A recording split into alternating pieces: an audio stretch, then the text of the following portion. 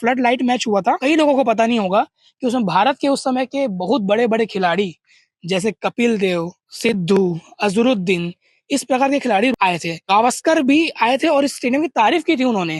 ये मैं बात कर रहा हूँ आज से 30 साल पुरानी। पंडित रविशंकर स्टेडियम को संवारने की बात हो रही है, तो इस स्टेडियम का इतिहास जानना भी उतना ही ज़रूरी है।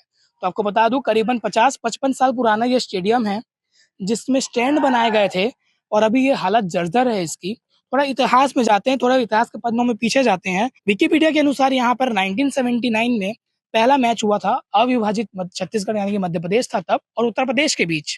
उसके 20 साल बाद पहला लिस्ट मैच भी एमपी और यूपी के बीच खेला गया, जहां पर एमपी की टीम ने 6 विकेट से जीता और देवेंद्र बुंडेला और अब्बास अली ने 125 और 106 रनों का स्कोर खड़ा किया था, बनाया था अपना जो पर्सनल स्कोर होता है।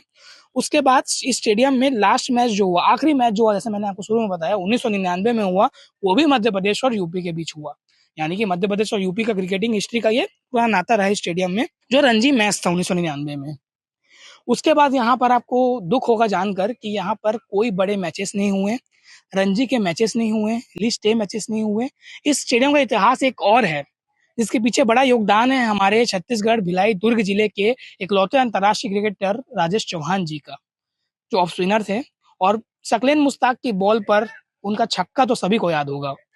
उनका बड़ा योगदान था क्योंकि 1992 में उनका डेब्यू हुआ, जो हमें जानकारी मिली है, उनसे सुबह से हमने बात किया। 1994 में यहाँ पर जो रेड क्रॉस सोसाइटी है, उसके लिए चैरिटी मैच का आयोजन किया गया था। इसमें 2 मैच हुआ था और फ्लड लाइट मैच हुआ था। हालांकि यहाँ फ्लड लाइट लगाने की व्यवस्था तो अभी दिख नहीं रही है, पर फ्लड लाइट मैच हुआ था और उसमें आपको जान के आप कई लोगों को पता नहीं होगा कि उसमें भारत के उस समय के बहुत बड़े-बड़े खिलाड़ी जैसे कपिल देव, सिद्धू, अज़रुद्दीन इस प्रकार के खिलाड़ी आए थे। गावस्कर भी आए थे और इस स्टेडियम की तारीफ की थी उन्होंने।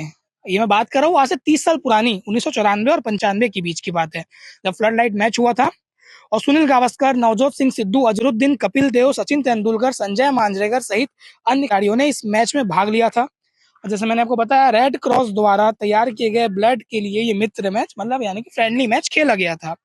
उसके बाद स्टेडियम जो है अलग-अलग आयोजनों के लिए इस्तेमाल होता गया, अलग-अलग स्पोर्टिंग इवेंट है। आज के टाइम में बात की जाए तो यहाँ पर लोग स्पोर्ट्स की तैयारी करने के साथ-साथ एकेडमी भी चलती है, मैच भी हो रहा है। जैसे आप देख सकते हैं मैच होते हैं अंडर 14, अंडर 16, अंडर 19 और लोग अग्निवीर सेना और पुलिस भर्ती की भी यहाँ तैयारी करते हैं। और ऐसा नहीं है कि स्टेडियम ने प्लेयर नहीं दिए हैं, कई खिलाड़ी दिए हैं जो छत्तीसगढ़ को रिप्रेजेंट कर रहे हैं, सीएससीएस की टीम से खेल रहे हैं और यहाँ पे भी ट्रायल्स होते हैं अंडर 14, 19, 23 या सीनियर्स। पर अब जो बात की जाए कि अब इस स्टेडियम को संवारने के लिए चुनौतियां क्या-क्या हैं? बीसीसीआई अगर इस स्टेडियम को लेता है 33 साल के लिए लीज पर, तो बहुत सी चुनौतियां भी हैं। चुनौती सबसे बड़ा जो है, जो हमने एक्सपर्ट से बात किया तो हमें जानने मिला कि पार्किंग स्पेस, क्योंकि जब भी कोई इंटरनेशनल क्रिकेट स्टेडियम बनता है या कोई स्टेडियम बनता है तो वहाँ पे कैपेसिटी के अनुसार, क्योंकि इस स्टेडियम में 40,000 लोगों की कैपेसिटी है और बढ़ाई भी जा सकती है, तो पार्किंग भी मान लीजिए 40,000 लोग अगर एट अ टाइम मैच देखने आते हैं तो तकरीबन 20-30 हजार गाड़ियां तो आराम से आनी ही है, तो उतनी गाड़ी रखने की सुविधा होनी चाहिए। हालांकि स्पेस यहाँ पर है, आपको बस डिपो है थोड़ा आगे, यहाँ पे सरकारी दफ्तर जो है वो भी बड़ी चुनौतियां हैं। मीडिया रिपोर्ट्स में दुर्ग के जो विधायक है उन्होंने कहा है कि जो सरकारी दफ्तर है उनको अलग जगह ले जाया जाएगा, शिफ्ट किया जाएगा।